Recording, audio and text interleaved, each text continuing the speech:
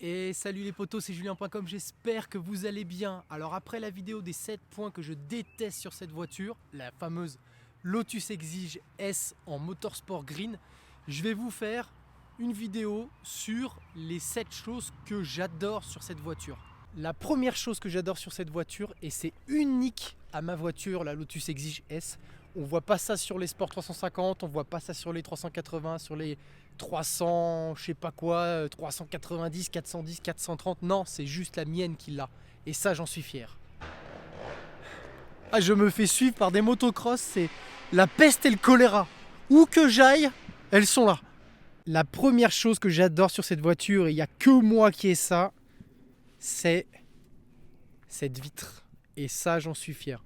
La vitre est magnifique. Alors les autres versions avec les ailettes en carbone, machin, c'est très beau, c'est clair. Mais là, c'est plus que très beau, c'est supercar. C'est effet supercar. On voit le moteur à travers une vitre. Telle une œuvre d'art, le moteur est mis en valeur. Et je trouve ça incroyable pour le coup, uniquement sur les Exige S. Alors oui, c'est certainement plus lourd, mais jamais de la vie je sacrifie cette pièce pour avoir une autre pièce avec des petites lamelles, quelque chose de plus racing. Sur cette voiture, il n'y a pas forcément de carbone et j'apprécie beaucoup ce petit noir satiné. Et je trouve que ça se marie très bien avec ce contour que je trouve pour une fois vraiment actuel. J'ai pas envie pareil de modifier quoi que ce soit.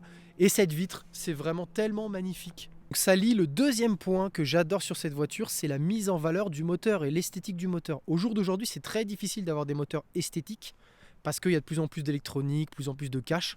Là, à travers cette baie, on voit quand même tout le moteur, le gros compresseur à robe qui est ici, avec la petite signalétique Lotus. Et je trouve ça magnifique, magnifique. J'adore le voir aussi de l'intérieur. De l'intérieur, on peut voir une partie également. Donc c'est sympa quand on regarde dans le rétro. On voit un petit peu cette partie-là. Donc on voit le compresseur bouger quand on accélère. C'est vraiment, vraiment plaisant. Ça, c'est un des points que j'adore sur cette voiture. Un point que j'adore sur cette voiture, ce qui m'a fait acheter la voiture aussi, on en a parlé dans la vidéo des 7 points que je déteste, c'est le compresseur.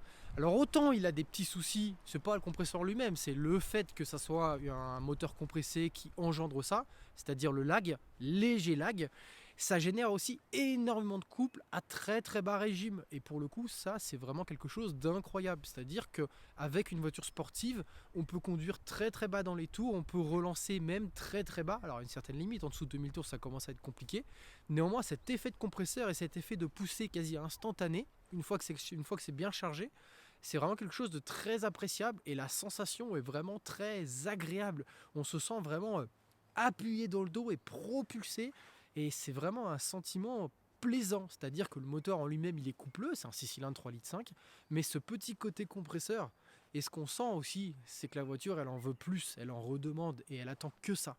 Mais ça, c'est pour une prochaine étape. Les deux prochains points que j'apprécie sur cette voiture se situent à l'intérieur. C'est une Lotus, on sait que c'est rudimentaire, on sait que c'est pas oufissime en termes de confort. Et ben celle-ci, de par sa configuration GT, est plutôt confortable.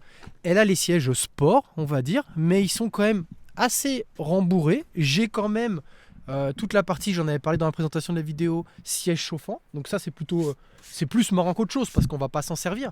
Mais néanmoins, le confort et l'agrément général de cette voiture est plutôt pas mal. C'est vraiment appréciable de se dire, on a une Lotus, ok, on sait que c'est extrême, ok, on a compris. Néanmoins, quand tu veux être tranquille, quand tu veux du confort, bah, tu peux l'avoir et ça c'est plutôt cool. Autre point que j'adore également, c'est cette partie-là, le hardtop. Alors oui, c'est un hardtop, ça veut dire qu'on peut l'enlever, et ça c'est absolument génial, c'est-à-dire qu'il s'enlève quand même relativement simplement. Il y a quelques vis là-haut, et après quelques vis là derrière. On l'enlève, on le dépose. L'inconvénient, c'est qu'on est obligé de le laisser au garage. On ne peut pas le ranger dans la voiture et partir rouler. Et si jamais il pleut, le remettre. Non, il faut quand même anticiper. C'est-à-dire que bah, si tu pars, tu as intérêt à ce qu'il fasse beau. Et s'il pleut, bah, tu assumes. Mais néanmoins, tu peux avoir une voiture avec une réversibilité quand même assez incroyable.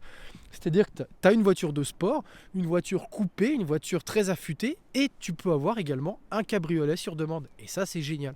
Si jamais tu es méga chaud et que tu as envie de dépenser 1500 €, tu peux acheter un soft top qui est absolument moche, mais néanmoins tu peux avoir une espèce de toile avec 2 supports de fixation ici et tu peux le laisser dans le coffre. Donc cette réversibilité coupé cabriolet, moi je trouve ça génial. Ça nécessite un peu de démontage, mais chez Lotus on est habitué, nous ça nous dérange pas. Bon, tous ces points esthétiques, tous ces petits points cosmétiques, c'est drôle, c'est marrant, mais on vient au point essentiel de pourquoi j'adore cette voiture. C'est le côté unique, le côté analogique, le côté pur. Cette voiture, on le ressent instantanément quand on monte dedans, c'en est même un peu flippant. C'est-à-dire que cette voiture fait peur, on est immédiatement connecté à la route, mais on sait aussi qu'on a quelque chose à dompter. On n'est pas sur quelque chose de facile, clairement pas. Si jamais c'est ta première voiture de sport, n'achète pas cette voiture, c'est clair. Achète une petite Lotus Elise. Je dis pas petit pour péjoratif, je dis petit pour peut-être moins puissant, plus facile, plus léger, un peu plus dynamique, moins pâteau, mais moins pâteau parce que celle-là est un petit peu plus pâteau, mais néanmoins quand elle envoie très fort, avec les désavantages d'être une voiture légèrement pâtaude, très légèrement, ça reste une Lotus. Je parle des mouvements de caisse, je parle du train avant, je parle de ces choses-là, dans cette configuration S. C'est pas forcément une voiture école. Cette voiture est vraiment brutale, sauvage, elle a des mouvements des fois qui font un peu flipper, et quand tu roules fort, là comme je peux rouler fort dans les routes de colle que je connais par cœur depuis des années maintenant, et ben tu te dis, ok, j'ai passé un virage, ok, j'ai réussi à passer ce virage-là, pas mal, oh là je suis rentré pas mal fort, c'était chaud quand même, mais chaque virage est une victoire. En fait, j'ai l'impression de rouler sur une des motos de Joe Bartim, le tome 3, avec les tarés, les jeunes là, avec Guido Lapoigné là, qui roule avec des motos complètement trafiquées et des motos qui sont inroulables et ils roulent comme des bœufs et ils ont le sentiment qu'ils vont se planter à chaque virage. Et ben moi là c'est exactement pareil, j'ai l'impression d'être dans une de motos du Joe Bartim, c'est-à-dire que ça va trop fort pour ce que c'est trop brutal, ça freine trop fort, ça accélère trop fort, ça tourne trop fort. Et il n'y a aucune aide, aucune, pas de direction assistée, rien du tout. Donc quand ça rebondit sur une bosse, ça te balance le volant de l'autre côté. Quand tu freines très fort, très fort, eh ben, tu peux bloquer les roues avant. Tu bloques les roues tout simplement, ou tu commences à bloquer seulement une seule roue. Quand il y a un énorme rebond, c'est pareil, la voiture elle t'emmène. Et c'est vraiment flippant. Et il faut s'intéresser pendant que tu es en pleine accélération, par exemple en montée en montagne. Tu es en fond de 2, il faut passer la 3. Mais tu n'as pas juste une palette à passer, donc c'est-à-dire qu'il faut que tu lâches le volant, une main, et c'est-à-dire que tu as une direction non assistée avec des gros pneus devant, et il faut lâcher le volant en pleine accélération, passer la 3, donc ça veut dire que ça te fait un transfert de charge sur l'avant, donc l'avant retrouve un petit peu de poids, donc ça veut dire que la direction devient beaucoup plus lourde, tout pile au moment où tu passes le rapport. Et ça fait flipper tout ça, ça fait flipper. Quand tu réaccélères, boum, ça redéleste. Donc en fait, la direction change un petit peu. C'est très léger, c'est très subtil, mais ça change quand même d'impression, de ressenti dans le volant. Et tout ça, il faut l'appréhender. Et en fait, tout est comme ça sur cette voiture. Tout est un combat. Donc cette voiture, clairement, en montagne, oui, tu peux rouler fort. Par contre, tu prends une Porsche, tu roules 3 fois plus fort. Et ça, j'en suis sûr. Donc les gens qui vont me dire, oui, moi, ma Lotus, c'est un rail, je bombarde comme un malade, un machin. Je vois très bien à quelle vitesse légale, je passais avec un Cayman GT4 en montagne. Je parle pas du circuit, c'est différent, mais en montagne, versus comment je passe avec cette voiture-là. C'est pas une question de connaître ou pas connaître les véhicules, c'est que je vois très bien que cette voiture-là, elle est sauvage, elle est brutale, elle te donne des choses, elle te fait vivre des choses.